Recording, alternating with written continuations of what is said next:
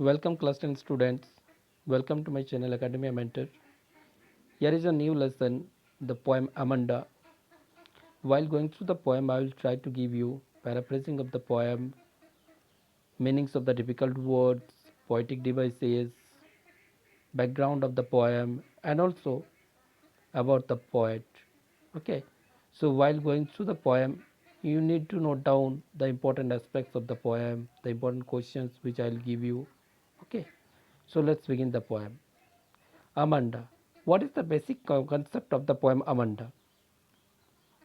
Look at here, that is written over here. Every child feels that he is controlled and instructed not to do one thing or another. You too may feel that your freedom is curtailed. Write down some of the things you want to do, but your parents, elders do not allow you to. To read the poem aloud from peers, each reading alternate stages you are in for a surprise. So look at here. This is the basic concept of the poem Amanda. This poem is fully based on the childless activity of a child. What happens to a child? In most of the cases, the parents usually show their over pampering or pampering towards their child. They want to curtail the child, curtail the freedom of the child. They want to keep them within the boundary for their security purpose, for their excessive showing of love. Okay, the parents usually keep them very uh, constructed. They do not want to make them free. And through this poem, the poet presents the pathos and the difficulties and the unfortunate condition of a child. What happens to a child when they are curtailed, when they are constructed, when they are not given to do anything whatever they want. This proves the lack of freedom of a child, what is not given to a child. So this is the basic concept, and this happens with most of the children. Okay. So you may have experienced what is going on in the poem. You may have experienced same kind of thing. So little bit similarity may be there with your own life. So let's begin the poem. Introduction of the lesson. What is there? Try to understand. Robin Klein has expressed the views of a little girl, Amanda, who is constantly pointed out by her mother for making mistakes which she considers so as they are not part of code of good conduct laid out by the society in which we live. So frequently what happens, this is the basic concept. This is the basic concept in our society also.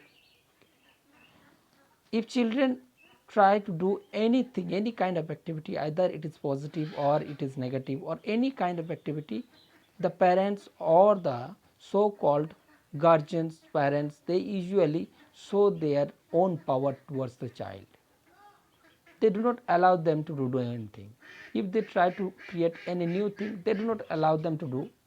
If they try to uh, experience new thing, they will not allow them to do.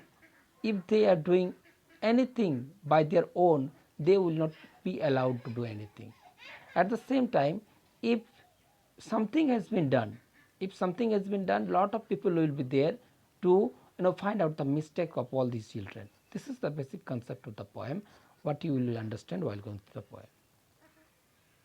Look at here, this is the beginning of the poem. Basically, the poem is nothing but the conversation between the child and the mother. Okay. Frequently, the mother, pampers the child or scolds the child for the activity of the child. Okay. Look at the poem. Don't bite your nails, Amanda. Don't hunch your shoulders, Amanda. Stop that slouching and sit up straight, Amanda. Look at here.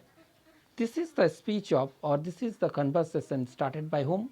This is the conversation started by the mother. And this is the picture what the child is doing. Okay. The child, what the child is doing? The child is trying to bite the nails.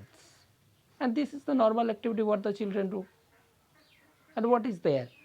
every child in the world, they usually bite their nails, and due to this the parents usually scolds them. And in the same way here also the mother started scolding the child for biting of nails. Don't hunch your shoulder. Hunch your shoulder means, you know, hunching of shoulder means keeping one side very high and keeping another side very low. Stop that slouching and sit up straight. Slouching means stop that slouching and sit up straight. That means what Amanda is doing, that means the child is doing, child is not sitting in a straight up way. That means she is not straight, she is in her bent condition. Okay, and that's why the mother three kinds of, you know, advices or three kinds of, you know, instruction are given over here by the mother, that don't bite your nails, don't hunch your shoulders, and don't slouching up, sit up straight. That means this is what, this is nothing but giving of order, this is nothing but, you know, showing of power towards the child. You are not supposed to do anything, you are not supposed to, that means you do not know how to say it, you do not know how to hunch your shoulder, you do not know how to, you know, act in a good way, you do not know how to be gentle. So in every situation the children are supposed to get scolding by the parents. So here in the first stanza, three kinds of activities are mentioned: the biting of the nails, which is done by the child, at the same time hunching of the shoulder and sitting up like a slouching. Okay. So these three activities are neglected or are in, you know, what it is rejected by the mother, that the children must not do these sort of activities. Okay. Now move to the next. Literary devices. What kind of literary devices is used over here? Anaphora is used over here. Look, anaphora, why anaphora is repeated use of a word at start of two or more lines. Look, repetition of the same word in two or more lines. Look at here, don't.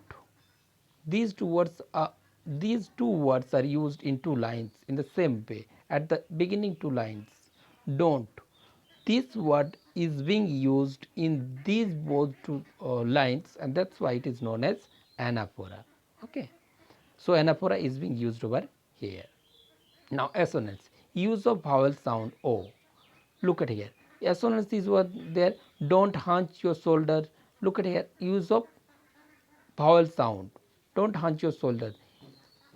Look at here. O is there.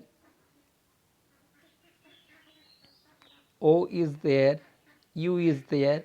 OU is there. OU is there. A is there. A is there. So lots of vowel sounds are used in this line. That's why it is known as assonance.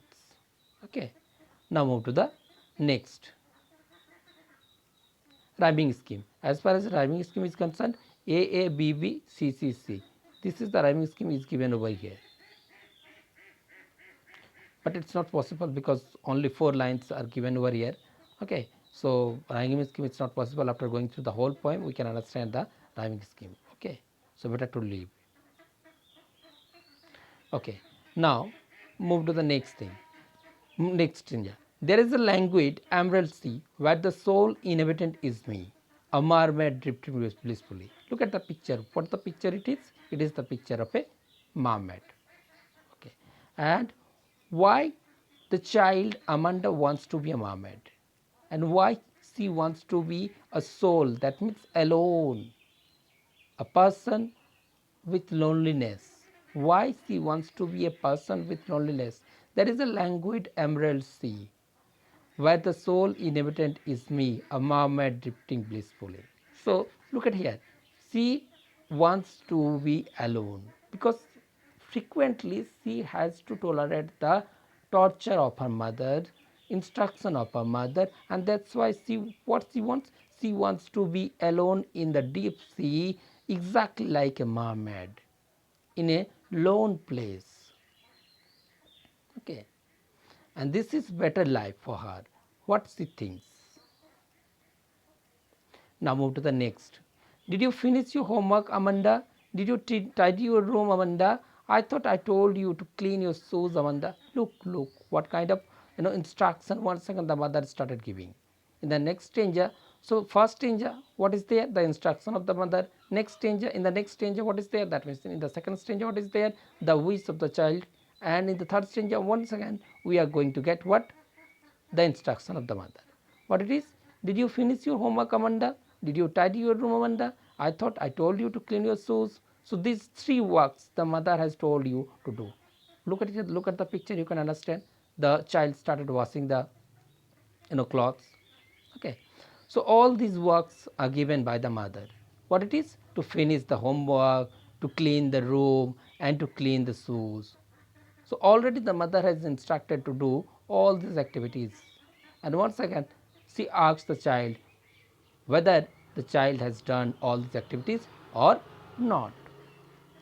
Now, now move to the literary devices. What is used over here? Repeated use of word at start of two or more lines. Did you finish? Same thing, anaphora, I told you earlier. Anaphora is being used in most of the stanzas. Did you finish? Did you? Look at here. Did you? Did you? These two words are used in both these two lines at the start of the two lines. That's why it is known as anaphora. Okay. So anaphora is used over here. Now, rhyming scheme I will not give you. At the end, I will try to give you rhyming scheme. Okay. Assonance is over here. Look at the assonance. Assonance is given over here. And why it is assonance? The use of vowel sound. Look at here. Thought, old, you, all these. Look. Assonance. In this line, assonance is being used over here. Thought, here, OU, O, OU, to, EA, OU, OE. All these are what? Vowel sounds. So, repetition of vowel sounds are there in this line. That's why it is known as assonance. Okay. Now, repetition, I told you repetition is there. The word Amanda is being repeated again and again. Repetition is also kind of poetic device is used here. Amanda, the word Amanda is used here again and again. Look at the poem. Amanda, Amanda, and third one is over here, Amanda. So Amanda is used again and again. That's why repetition is here. So these three figure of speech already we got: anaphora, assonance, and repetition. Another thing is that metaphor is also there. Metaphor. And what is metaphor? Try to understand. Silence is golden. Oh, okay, no. This is not here. This is in the next stanza. So move to the next stanza. I am an orphan roaming the street. I pattern soft dust with my hushed bare feet. The silence is golden, the freedom is sweet. Look at here. Look at the picture of this child. Okay. What the child is doing? The child is making pattern not through her feet, but she is trying to create one kind of pattern or one kind of things out of dust or out of sand. Okay, I am an orphan roaming the street. Now the question may arise: is she an orphan? What do you think? No, she is not an orphan. She has her mother. But she wished to be an orphan, roaming the street. Look what kind of irritation she had. After having the mother, she doesn't want to have the mother. Why? Because of pampering, because of lot of instruction, because of overpowering, is it not? Overpowering of her mother. So due to all these reasons, she wants to be orphan, roaming the street. Roaming the street means moving uselessly or moving purposelessly in the street, that is known as roaming. So she wants to be orphan, and after being an orphan she wants to roam throughout the street carelessly without getting any kind of instructions. Wherever she wants to go, she wants to go. Okay, wherever she likes to go, she wants to go after being an orphan. I pattern soft dust with my hushed bare feet. And even not only she wants to roam the street, but also she wants to create a pattern on the soft dust through her feet. Now the silence is golden, the freedom is sweet. This is really remarkable line you need to understand. why the line is given over. This is known as metaphor. Already I told you. Still, it is necessary to understand. The silence is golden, the freedom is sweet. The silence is golden, the freedom is sweet. Why the silence is golden and the freedom is sweet? Why she had not said anything to her mother? The mother usually scolded her. The mother usually, instructed her. The mother usually showed her overpower towards the child, but she had not said a single word towards her mother, and that's why it is known as golden. Better to say anything, be silent. That's why. Otherwise, problem will be created. Okay. Another thing is that the freedom is sweet. Why the freedom is sweet? All this is really freedom is sweet, we know it very well, because if we get lot of things after being dependent upon another, this is nothing but a kind of slavery. So if you are getting lot of things from someone after being a slave, it is nothing but a kind of dependent life. So it is not a kind of sweet life. But if you are independent and if you don't have anything, still you have the sweet life. So this is the life what Amanda wants to get. The silence is golden, the freedom is sweet. Because she doesn't want to get instruction. She wants silence, she wants loneliness, she wants isolation, and that's why at a moment what she told, she wants to be a mermaid. She wants to live her life in a loneliness in the emerald sea. So silence and freedom, these two things, what she desires in the poem.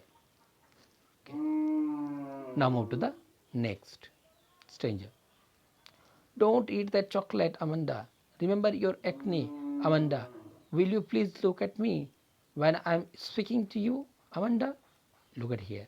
Same kind of instruction. Instructions are given over here by the mother. Don't eat that chocolate. Basically, this is quite. At last, I'll tell you how far the instructions were good or bad. At last, I'll tell you. But here, once again, the mother has given lot of instruction regarding eating of chocolate, regarding acne. Okay, so all these things are given over here in this stranger. So look at the picture. What the child is doing? The child is trying to eat what? Chocolate. So the child is eating chocolate, and due to eating of chocolate, what happens to her teeth? You can see it. Okay. Now, don't eat the chocolate, Amanda. Remember your acne. Acne means pimples on the cheek. That is known as acne. What kind of pimples in the cheek? Due to eating of due to eating of chocolate, this sort of pimples or acne happens or occurs on the cheek. Will you please look at me when I'm speaking to you? That means what? The mother is instructing again and again regarding lot of things, regarding cleaning of shoes, cleaning of rooms, eating of chocolates, lot of things. But Amanda is a silent child. She didn't say anything. Only she is a what? She is just like a thumb. She is just like nothing but a what it is a silent uh, baby. She just like a silent baby. She didn't say anything. She had not showed a reaction towards her mother. Okay. So this also proves her stubbornness, or this may proves her helplessness. Okay. Now move to the next stranger. I am a Rapunzel. I have not a care. Li- Life in a tower is tranquil and rare. I will certainly never let down my bright hair.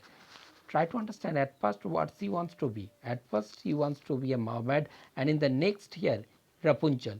Rapunzel is given over here. Do you know the story of Rapunzel? Rapunzel is a character, mythical character, and she is being captured by a witch, and the witch has kept her in a tower. But the fault is there. But the fault in the case of Rapunzel, the fault is there. Rapunzel had long hair, and she used to keep her long hair through the window, and due to keeping of hair through the window, the witch usually comes to her, hanging the hair of Rapunzel. Okay, so I am Rapunzel.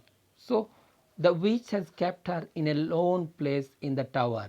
So in the same way, she also wants to be Rapunzel. That means she wants to get loneliness. Throughout the whole poem, I told you there is nothing but loneliness, loneliness, and loneliness and silence. Okay, isolation. These things are repeated again and again. Sometimes he wants to be Margaret, sometimes he wants to be Rapunzel, and these things proves what? These things proves are desire for loneliness. I have not a care, so that means she doesn't care about the witch. She doesn't care about the witch. She doesn't care about anyone. Only she wants to get loneliness, exactly like Rapunzel. What she had got. Life in a tower is tranquil. Tranquil means quite silent and rare. So life in a tower it's really precious. What is she thought? She thought that life in a tower it's really tranquil and rare and it's very precious for her if she would get it. I will certainly never let down my bride here. Another thing is that Rapunzel had done mistake or Rapunzel had committed mistake after keeping her hair through the window. But what she is not going to do, that she will not keep her hair through the window, through which the witch will not be able to come to her. That's why. And she will be there in the tower for a long time in her, with her loneliness. So till now, in the next video, I will give you the rest of the portion of the poem.